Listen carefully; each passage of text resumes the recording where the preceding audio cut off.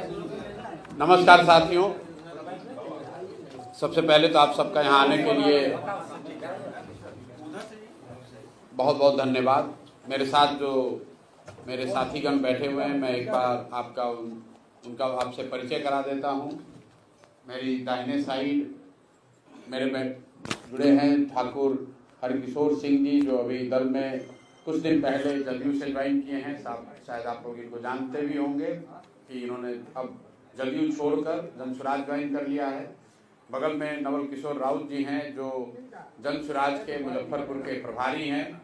मेरे बाएं साइड विनीता विजय जी बैठी हुई हैं, अमर पांडे जी की पत्नी हैं और पार्टी में वरीय नेता हैं, उपाध्यक्ष हैं, चुनाव समिति, केंद्रीय चुनाव समिति की मेंबर हैं और यहाँ के बहुत बड़े नेता जो रघुनाथ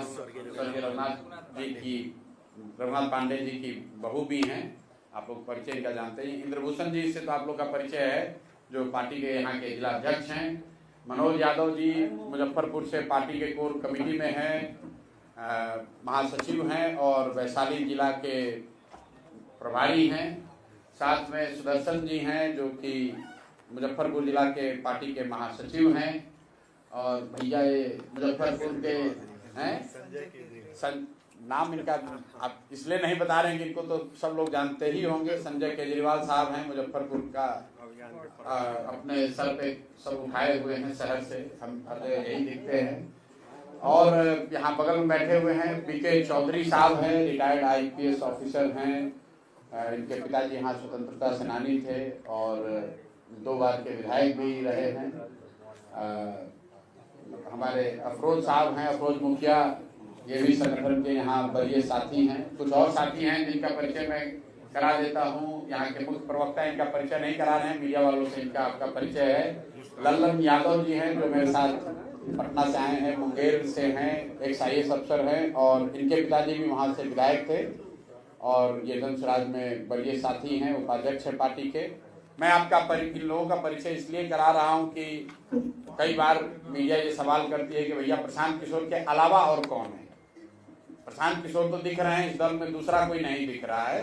तो हमारे अगल बगल कुछ साथी जो बैठे हुए हैं और बहुत साथी हैं जिनका नाम लिया जा सकता है, लेकिन मैं कुछ उन साथियों का नाम और परिचय आपसे साझा कर रहा हूं जो मुजफ्फरपुर के जनसुराज की व्यवस्था से जुड़े हुए हैं, जिनका ताल्लुक यहाँ से है। तो आप जो सवाल अभी पूछेंगे तो मेरे से तो पूछ ही सकते हैं। इसके साथ साथ जो भी साथी हमारे साथ डायस पर हैं, मैं आपसे अनुरोध करूंगा कि सवाल उनसे भी पूछिए, सारा सवाल हम ही से मत पूछिएगा।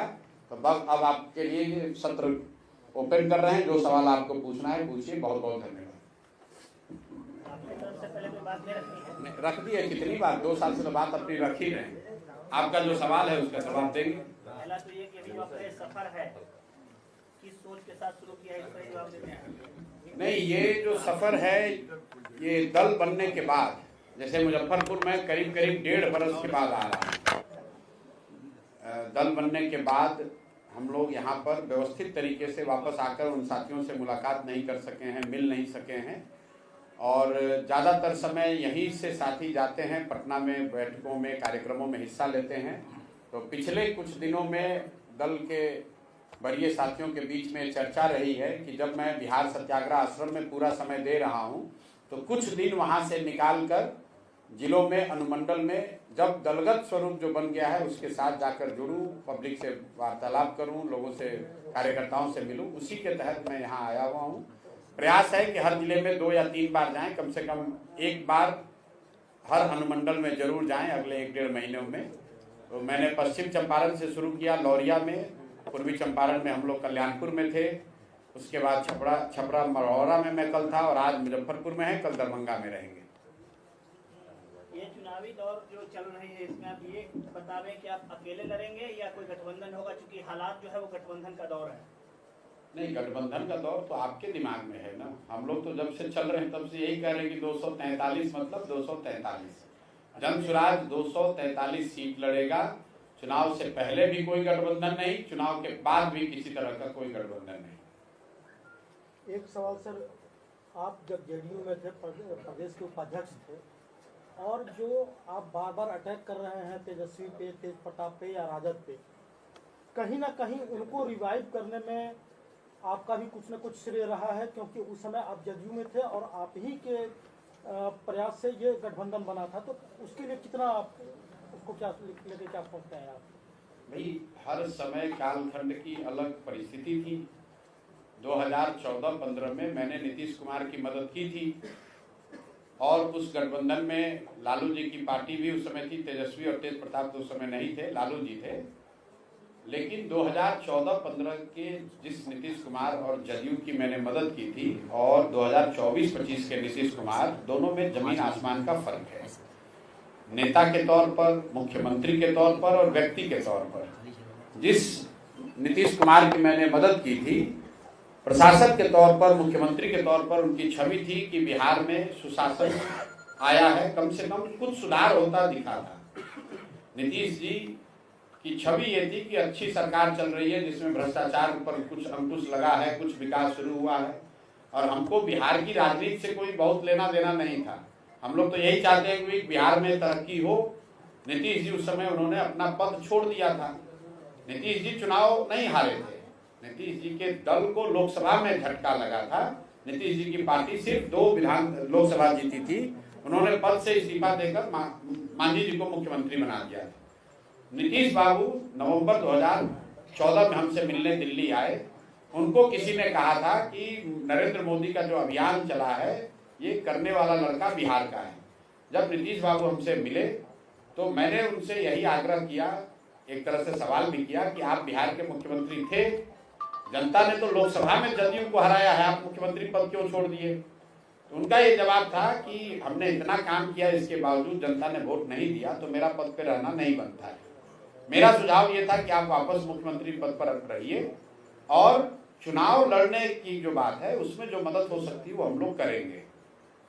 मेरे सुझाव पर नीतीश जी अपने ही बनाए हुए मुख्यमंत्री मांझी जी को उन्होंने हटाया भी, वापस मुख्यमंत्री भी बने। उनका प्रेस कॉन्फ्रेंस जाकर देख लीजिएगा। बिहार की जनता से उन्होंने माफी भी मांगी, क्योंकि लोकतंत्र में आपको ये अधिकार नहीं है कि आपको मुख्यमंत्री जनता ने बनाया आप हटा के किसी दूसरे को बना दीजिए। लोकतंत्र में आपका अधिकार नहीं है। तो इस बात के लिए नीतीश कुमार ने माफी भी मांगी, वापस मुख्यमंत्री बने। जब वो मुख्यमंत्री बन गए तो मैंने उनकी मदद की और उस मदद की वजह से या कुछ उसमें मेरा भी योगदान रहा होगा, वो लोग जीत कर भी आए, उसमें कोई दिक्कत नहीं है। लेकिन आज जो नीतीश कुमार की सरकार है उसको करीब करीब लोग लालू जी के जंगल राज से भी बदतर मान रहे हैं। लोग बता रहे हैं कि लालू जी के टाइम में अपराधियों का जंगल राज था, अब आज जो नीतीश कुमार है ये अधिकारियों का जंगल राज है। दूसरी बात, नेता के तौर पर जिस नीतीश कुमार की मैंने 14-15 मदद की थी वो नीतीश कुमार थे जिन्होंने गैसल पश्चिम बंगाल में एक रेल दुर्घटना हुई थी। नीतीश बाबू तब रेल मंत्री थे। इन्होंने अपने पद से इस्तीफा दिया, वाजपेयी साहब ने इनका इस्तीफा मंजूर नहीं किया। तो नीतीश बाबू का पब्लिक स्टेटमेंट है, जाकर देख लीजिए। इन्होंने कहा कि मेरे पद पर रहते हुए अगर 200 से ज्यादा लोगों की मृत्यु हो गई तो मैं कैसे पद पर रहूंगा। आज वही नीतीश कुमार, कोविड में हजारों लोग उनकी दुखद मृत्यु हो गई और नीतीश कुमार घर से बाहर नहीं निकले।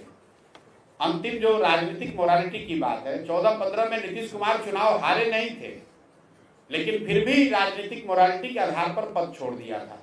आज नीतीश कुमार 2020 में चुनाव हार गए हैं। 243 के विधानसभा में उनके 42 विधायक हैं, तो चुनाव तो हार गए हैं, लेकिन फिर भी कोई ना कोई गठबंधन बनाकर, कभी राजद का लालटेन पकड़कर, कभी भाजपा का साथ लेकर पद पर बैठे हुए। तो जिस नीतीश कुमार का विरोध हो रहा है ये वो नीतीश कुमार है जिनकी राजनीतिक मोरालिटी खत्म हो गई है, जिनके सुशासन का जो तकमा लगा हुआ था वो कहीं हट गया है और सिर्फ उनकी प्राथमिकता आज कुर्सी पर बने रहना है, इसलिए उनका विरोध कर रहा है। एक अंतिम बात समझ लीजिए कि लोकतंत्र में, 1 मिनट खाली समझ लीजिए इस बात को। आप लोग ये जो सवाल करते हैं कि पहले मदद के थे, भाई लोकतंत्र में सपोर्ट, समर्थन, वोट 5 वर्ष के लिए है। चुनाव तो 5 वर्ष पर होता है ना, तो आपने एक बार जिसको वोट दे दिया फिर जीवन भर उसी को वोट देते रहिएगा। लोकतंत्र में ये कहा गया है कि आपका जिस नेता पर, विचार पर, दल पर भरोसा है उसके साथ खड़े होइए, उसको वोट दीजिए। लेकिन अगर वो दल, वो नेता आपके आशा के अनुरूप काम न करे तो नागरिक होने के नाते आपकी जवाबदेही है कि जिस मजबूती से आपने उनकी मदद की है उसी मजबूती से उनका विरोध भी कीजिए, वरना तो लोकतंत्र ही खत्म हो जाएगा। एक बार आपने नीतीश को वोट दे दिया, मोदी को वोट दे दिया, जीवन भर उसी को वोट देते रहिए। नहीं, मेरा सवाल ये था कि आरजेडी को फिर से खड़ा करने में कहीं ना कहीं आपकी भूमिका रही, क्योंकि आपने गठबंधन बनवाया। हमारी भूमिका उस समय बिहार में नीतीश कुमार को वापस मुख्यमंत्री बनाने में थी, बिहार में एक अच्छी सरकार चले इसमें थी, बिहार में 7 निश्चय का प्रोग्राम बने इसमें थी। उसमें अगर आरजेडी को कुछ फायदा हो गया, रिवाइव हो गए, तो ये उनकी किस्मत है।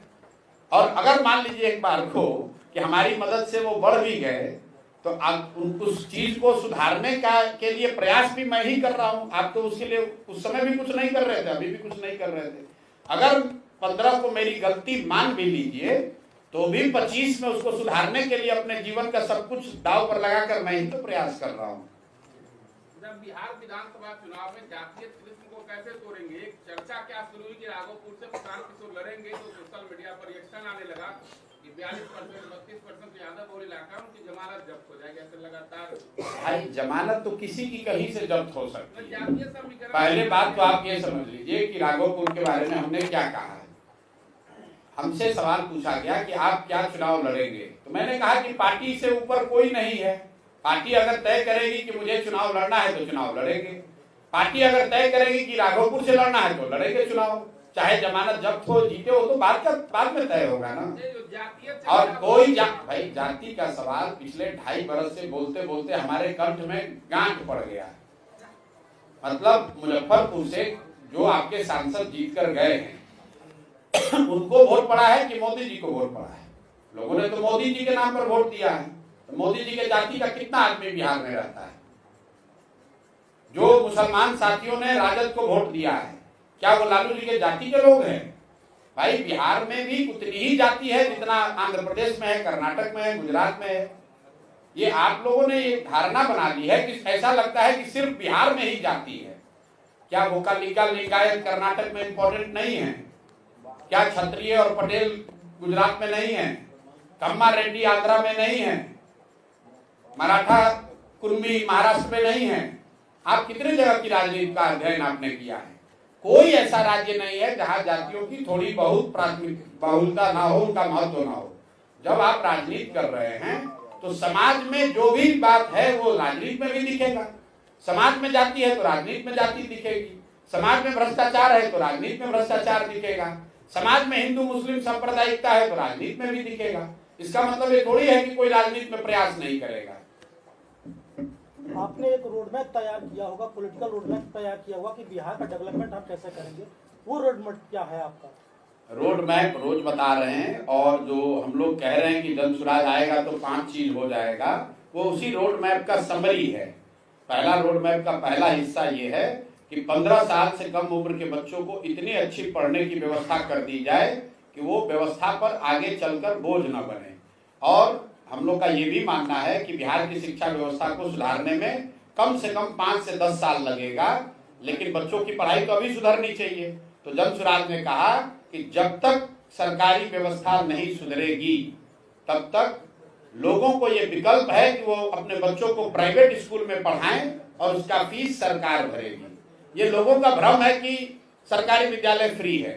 सरकारी विद्यालयों को चलाने में सरकार को 60,000 करोड़ रुपया लगता है, फ्री में कुछ नहीं है। अगर सरकारी विद्यालयों पर 60,000 करोड़ रुपया खर्च हो रहा है और उससे 60 विद्यार्थी भी पढ़कर नहीं निकल रहे हैं, तो उसको सुधारने की जरूरत है। और साथ साथ लोगों को विकल्प देने की जरूरत है कि आप प्राइवेट और सरकारी में जो अच्छा लगे वहां पढ़िए, पैसा सरकार आपको देगी। ये आरटी के प्रावधान में लिखा हुआ है। जो राइट टू एजुकेशन का बिल आया यूपीए के टाइम, उसमें ये लिखा हुआ है कि जहां पर भी सरकारी विद्यालय नहीं है वहां सरकार की जिम्मेवारी है कि प्राइवेट विद्यालय का फीस सरकार भरे। तो ये चीज हम लोग पहली बात कह रहे हैं।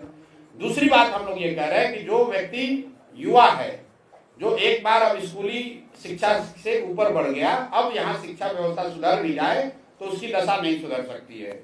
अब वो वापस जाके पढ़ नहीं सकता है। उसकी जिंदगी सुधारने के लिए जन सुराज कह रहा है कि हम उन्हें पूंजी मुहैया कराएंगे। पूंजी कहां से आएगा ये भी मैंने बताया कि अगर बिहार में बैंकों का सीडी रेशियो 40 से बढ़ाकर 70 कर दिया जाए तो करीब करीब 2.5 लाख करोड़ रुपया एक्स्ट्रा पूंजी लोगों को हर साल उपलब्ध हो जाएगी। तीसरी बात हम लोगों ने कहा कि यहाँ के किसानों की स्थिति को सुधारने के लिए मनरेगा को कृषि से जोड़ा जाए, ताकि किसानों को मजदूर फ्री में मिले, मनरेगा के तहत मिले, वो अपने फसल में अपने खेत से बेहतर प्रोडक्टिविटी हासिल कर सके। चौथी बात हम लोग महिलाओं के लिए कह रहे हैं कि आपको सरकारी गारंटी पर बैंक से कर्ज दिलाया जाएगा, जिस पर सिर्फ आपको 4% सालाना ब्याज लगेगा। इसका मतलब क्या है कि बजट से सिर्फ 6,000 करोड़ रुपए के खर्चे पर करीब करीब 1 लाख करोड़ रुपया का लोन यहाँ के महिलाओं को, युवाओं को दिलाया जा सकेगा रोजी रोजगार के लिए। और अंतिम बात हम लोग क्या कह रहे हैं कि 60 वर्ष से ज्यादा उम्र के हर महिला पुरुष को 400 के बजाय 2,000 रुपया मासिक पेंशन दिया जाएगा। दिव्यांग और विधवा उसमें शामिल हैं। हम लोग जो 5 बात बता रहे हैं, इसका बजट भी बता रहे हैं, कहां से पैसा आएगा ये भी बता रहे हैं, और पूरा उसका प्राकल्प बता रहे हैं। ये नहीं कह रहे हैं कि हम आएंगे और 2,500 रुपया सबको दे देंगे। मान लीजिए कि अभी आरजेडी ने कहा कि हम आएंगे तो सारी महिलाओं को 2,500 रुपया देंगे। अब सबके पास मोबाइल है, उसमें कैलकुलेटर है, जरा जोड़िए। अगर बिहार में रहने वाली 6 करोड़ महिलाओं को, अगर बच्चियों को हटा भी दीजिए तो करीब 5 करोड़ महिलाएं होंगी। 5 करोड़ महिलाओं को अगर आप 2,500 रुपया महीना देंगे तो एनुअल बजट आएगा करीब करीब 1,55,000 करोड़। बिहार का योजना बजट जो है वही है 1 लाख करोड़। 1 लाख करोड़ के योजना बजट से आप 1.5 लाख करोड़ रुपया कहां से पैसा दे दीजिएगा? तो पहले से मालूम है झूठ बोल रहे हैं, लेकिन ना आप सवाल पूछ रहे हैं ना वो जवाब दे रहे हैं। इसमें कोई गुणागणित नहीं है। बिहार का बजट है 3 लाख करोड़, उसमें योजना मद में अवेलेबल बजट है 1 लाख करोड़, और आप कह रहे हैं कि एक योजना में 1.5 लाख करोड़ रुपया देंगे। तो पहले ही ये स्वीकार कर रहे हैं कि आप गलत बोल रहे हैं सबको, और कोई सवाल नहीं कर रहा है। एक दूसरा सवाल, जैसा कि आपने मनरेगा की बात चर्चा की है, मनरेगा में जो वेज रेट जो है वो अब काफी कम हो गया है दैनिक बनस्पत मार्केट के। उनको 245 रुपया अभी भी मिल रहा है, मार्केट में उनको 400 से 500 के बीच में मिल रहा है। एक बार फिर से पलायन काफी तेज हो रहा है मजदूरों का, इसको लेकर क्या प्लानिंग अपने? देखिए, ऐसा है कि पहली बात तो आप ये समझिए कि ये जो थियोरिटिकल बात आप लोग बताते हैं कि बिहार में मजदूरी 300 रुपए है और मनरेगा 245 है, बिहार में आज भी 80% लोग, फिर से लिख लीजिए इसको, 80% लोग दिन में 100 रुपया नहीं कमाते हैं। 100 रुपया नहीं कमाते हैं। कहां 245 रुपया कौन कमा रहा है यहाँ? अगर 245 रुपया कमाएंगे तो प्रति व्यक्ति आय यहाँ पर 75,000 होना चाहिए। प्रति व्यक्ति आय बिहार में 34,000 रुपए है। अगर पटना और बेगूसराय को हटा दीजिए तो प्रति व्यक्ति आय यहाँ पर 25,000 रुपए से कम है। तो ज्यादातर लोग 100 रुपया दिन का नहीं कमा रहे हैं। जहां तक आपने बात कही कि मनरेगा में 245 है, अन्य राज्यों के मुकाबले कम है। केरल में मनरेगा का रेट अभी 700 रुपया कर दिया है और यहाँ पर 245 दे रहा है। उसकी एक वजह यह है कि मनरेगा का जो यूटिलाइजेशन है बिहार सरकार का वो इतना कम है, पिछले वर्ष में 39%। तो 100 में 60 रुपया तो हम लोग दिल्ली से लेकर ही नहीं आए, और जो पैसा आया उसमें 40% कमीशन कट रहा है, वो आप लोग को हमसे बेहतर मालूम है। अगर मनरेगा का जो बिहार का पूल है उतना पैसा ले लिया जाए और उन मजदूरों को बेकार का ये मिट्टी काटने और एसेट क्रिएशन के नाम पर उनको बंदरबाट न किया जाए, किसानों को एलोकेट कर दिया जाए, तो किसान तो उन मजदूरों का उपयोग करेंगे, उससे उन मजदूरों को पलायन नहीं करना पड़ेगा। और किसानों की जो बड़ी समस्या है मजदूरों के न होने की, यहाँ पर नकदी फसल की खेती क्यों नहीं हो रही है, उसमें सबसे बड़ी समस्या है मजदूरों की अनुपलब्धता। तो इसीलिए हम लोग कह रहे हैं कि जो किसान भी नकदी फसल की खेती करेगा उसको मनरेगा के तहत मुफ्त मजदूर दिया जाएगा। इससे रोजगार बढ़ेगा, मनरेगा के फंड का यूटिलाइजेशन हो पाएगा, इससे करप्शन कम होगा और किसानों को बड़े पैमाने पर लाभ होगा। हो गया भैया? जब स्वराज जो ज्वाइन कर रहे हैं, सब टिकट के लिए ज्वाइन कर रहे हैं, तो उसको किस प्रकार टिकट देने का आधार क्या रहेगा? भाई, कोई भी जो राजनीतिक दल में ज्वाइन करता है, जो भी राजनीति करता है, राजनीति करने वाले हर कार्यकर्ता की एक्टिविस्ट की ये इच्छा होती है कि जीवन में वो भी चुनाव कभी ना कभी लड़े, और जनसुराज में भी जो लोग जुड़ रहे हैं अगर वो चुनाव लड़ना चाहते हैं तो ये कोई गुनाह तो है नहीं। जनसुराज विधायक तो लड़ाएगा ही, हम लोग तो कह रहे हैं कि हम लोग मुखिया भी लड़ाएंगे, हम लोग प्रमुख भी लड़ाएंगे, समिति पंचायत में भी लड़ाएंगे, वार्ड सदस्य भी लड़ाएंगे। तो कम से कम 1.5 लाख लोग अगले 2 साल में 25 में विधानसभा और 26 में पंचायती राज मिलाकर 1.5 लाख लोग तो चुनाव लड़ ही सकते हैं। इसमें क्या दिक्कत है? आपने कहा आधार क्या होगा? आधार हम लोगों ने जारी किया है कि उम्मीदवारों के चयन का आधार क्या होगा। वो बिंदुवार, जनसुराज एकमात्र ऐसा दल है देश में, सिर्फ बिहार में नहीं, जिसने बिंदुवार जारी किया है कि उम्मीदवारों का आवेदन पहले लिया जा रहा है। अब जो अभी प्रक्रिया चल रही है, 12,000 से ज्यादा लोगों ने आवेदन दिया है पैसा देकर, और उनका मूल्यांकन किस आधार पर किया जा रहा है वो भी बिंदुवार आपको डॉक्यूमेंट जारी किया गया है। हर आदमी जिसने आवेदन दिया है उसको बताया भी जा रहा है कि भाई इन 10 बिंदुओं पर तुम्हारा मूल्यांकन किया जाएगा।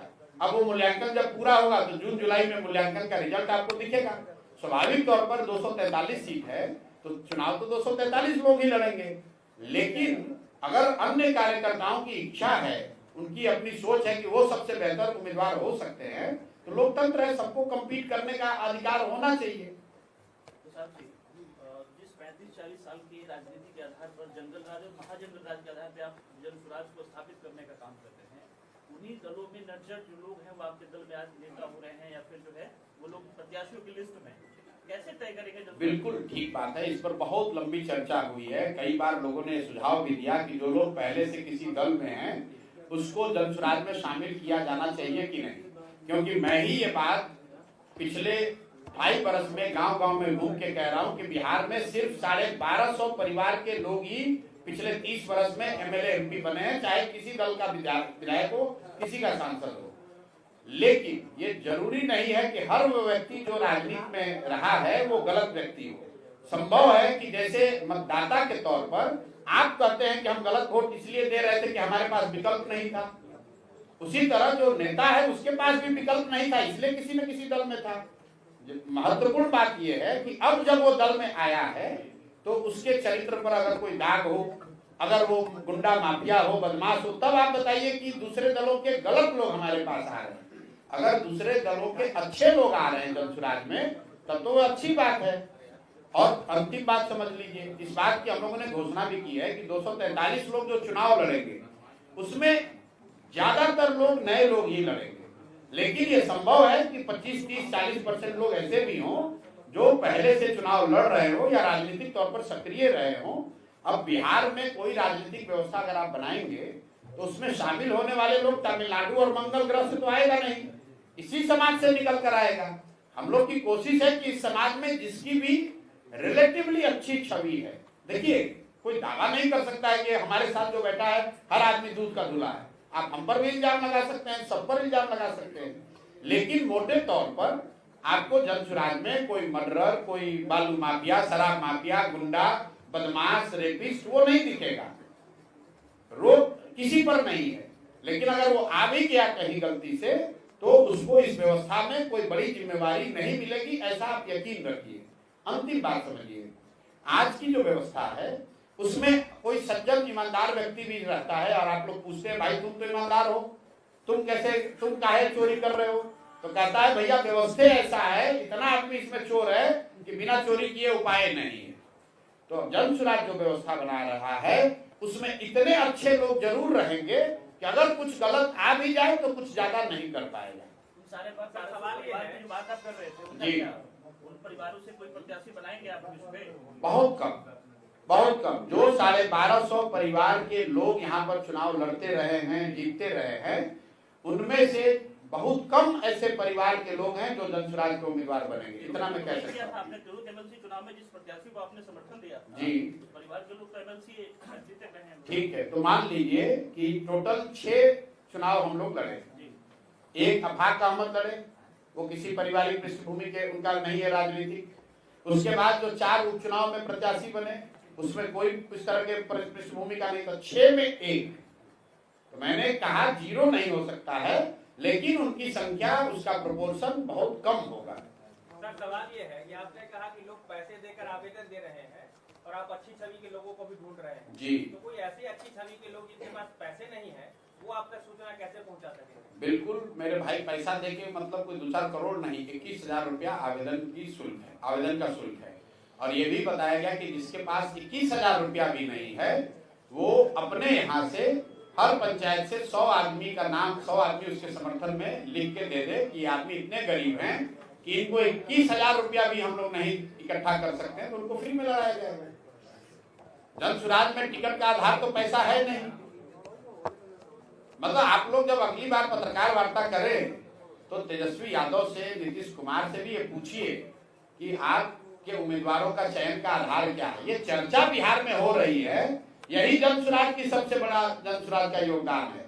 ये चर्चा तो चल रही है कि आप उम्मीदवार कैसे चुनेंगे। हमको तो नहीं लगता है कि यहाँ किसी की हिम्मत है या आपके पास ये अपॉर्चुनिटी है कि आप जाकर पूछ सकें कि नीतीश जी या मोदी जी आप किस आधार पर अपना उम्मीदवार चुनेंगे। इसके लिए सर आप धन्यवाद के नहीं, धन्यवाद के पात्र नहीं है। हमने सवाल भी पूछ दिया है। ठीक बात, धन्यवाद के पात्र नहीं। मैं आपको कह रहा हूँ जैसे लोग पूछते हैं कि जन सुराज में पैसा कहाँ से आता है, हम लोग उसका जवाब भी देते हैं। ये अच्छी बात है, आपको पूछना चाहिए। साथ में आपको लालू यादव और तेजस्वी यादव से भी पूछना चाहिए कि भाई तुम्हारे दल में पैसा कहाँ से आ रहा है, नीतीश के लोग पैसा कहाँ से ला रहे हैं। ये सवाल आप लोग पूछिए तो उससे लोकतंत्र में खाली प्रशांत किशोर ही दल ही नहीं है ना, पत्रकार भी तो लोकतंत्र का एक महत्वपूर्ण स्तंभ है। आप लोग भी ये सवाल पूछिए कि भाई प्रशांत किशोर से पूछा गया कि पलायन कैसे रोक दोगे 1 साल में, उन्होंने जवाब दिया। मानिए ना मानिए, आपका काम है सवाल पूछना, हमने जवाब दिया। तेजस्वी यादव से भी पूछिए कि सर 2500 रुपया आप देंगे तो ये 1.5 लाख करोड़ रुपया लाएंगे कहां से। पूछने का अवसर तो आप क्यों खो रहे हैं भाई। तो जो सामने प्रशांत किशोर बैठे हुए हैं तो आपको जो मन है सवाल पूछिए, बिल्कुल पूछना चाहिए। साथ में दूसरे लोगों से भी पूछिए। अगली बार फाइनेंस मिनिस्टर यहाँ आए, कोई शासक दल का कोई नेता है तो उससे पूछिएगा कि प्रशांत किशोर ने कहा है, इल्जाम लगाया है कि आरबीआई का आंकड़ा बता रहा है कि पिछले 1990 से लेकर अभी तक 26 लाख करोड़ रुपया यहाँ से बैंकों ने ट्रांसफर किया है दूसरे राज्यों में। ये हम कह रहे हैं आरबीआई के वेबसाइट के हवाले से। जरा यहाँ के फाइनेंस मिनिस्टर से पूछिए ये पैसा गया है कि नहीं गया है, और अगर गया है तो उसको रोकने के लिए सरकारों ने क्या प्रयास किया है। उनको यही नहीं मालूम होगा कि सीडी रेशियो है क्या। अगर है तो बताओ क्या है। कम से कम हम 2 साल से सवाल उठा रहे हैं तो बीपीएससी के एग्जाम में इस बार ये सवाल आया था कि सीडी रेशियो का मतलब क्या होता है। सर डोमिसाइल पे क्या करना चाहेंगे? डोमिसाइल जो बिहार में स्थिति है वो बिल्कुल गलत है, हम लोग उसके विरोध में हैं। डोमिसाइल बिहार में, बिहार के बच्चों के लिए रिजर्व होना चाहिए सीट कम से कम। तेजस्वी यादव कुछ भी कर सकते हैं। अभी जो पहले 2 चरण में शिक्षकों की बहाली हुई, उस समय शिक्षा मंत्री कौन था? चंद्रशेखर यादव, जो तेजस्वी यादव के ही पार्टी के नेता हैं। उस समय उप मुख्यमंत्री कौन थे? तेजस्वी यादव। और नौकरी देने का श्रेय कौन लेना चाह रहा है? तेजस्वी यादव। तो आप लोग जरा पूछिए कि सर आप उस समय डोमिसाइल नीति काहे नहीं लागू कर दिए? 2 लाख जब शिक्षकों की भर्ती हो रही थी तो अभी तो 1 साल पहले की बात है, 70% यूपी और मध्य प्रदेश के लड़के उसमें आए हैं, दूसरे राज्यों के लड़के आए हैं। जैसे विपक्ष में आए तो तुमको डोमिसाइल नीति दिख रहा है। बाबूजी अब माई 15 वर्ष यहाँ पर मुख्यमंत्री थे, तब डोमिसाइल का मतलब नहीं समझ में आ रहा था। डोमिसाइल क्या है? तेजस्वी यादव का आप लोग पूछिए कि 15 साल आप सत्ता में रहे, आपके माँ बाबूजी, करीब 3 वर्ष आप डिप्टी सीएम रहे, उसमें 2 लाख शिक्षकों की बहाली हुई, उस समय क्यों नहीं डोमिसाइल लागू कर दिए? जैसे ही विपक्ष में आए तो याद आ रहा है, विपक्ष में आए हैं तो शराब माफिया जदयू में दिख रहा है। जैसे ही सत्ता में गए थे तो उनको शराबबंदी से ही सब फायदा दिख रहा था। भाई यहाँ पलटू राम हम लोग नीतीश कुमार को कह रहे हैं, लेकिन ये भाजपाई और तेजस्वी यादव भी उतने ही बड़े पलटू राम हैं। नीतीश कुमार पलट के भाजपा में जा सकते हैं, ये तभी तो संभव है जब भाजपा वाले उनको गला लगाने के लिए तैयार हैं। जब नीतीश कुमार पलट के गए और तेजस्वी ने उनको गले लगाया तो तेजस्वी भी तो पलटू राम हो गए। कल तक उनको गाली दे रहे थे, पलटू चाचा बुला रहे थे, अब उन्हीं को विकास पुरुष बता रहे हो। तो नीतीश कुमार अकेले पलटू राम नहीं है, उनका योगदान इतना ही है कि पलट पलट के तीनों दलों को उन्होंने पलटू राम बना दिया है। किसी का कोई बात नहीं, जिसको उन्होंने चुन लिया वही पलट गया। सरकार बनाने की आप बात कर रहे हैं, अगर इस बार चुनाव होता है, जन सुराज अगर सीट बिहार में लाती है, अगर सीट कुछ कम जाए तो किसके साथ भी मिलकर सरकार बनाएंगे? चुपचाप विपक्ष में बैठेंगे। हमको कोई घबराहट नहीं है। आपको क्यों घबराहट है? हमने कहा हमको 10 वर्ष भी ऐसे ही चल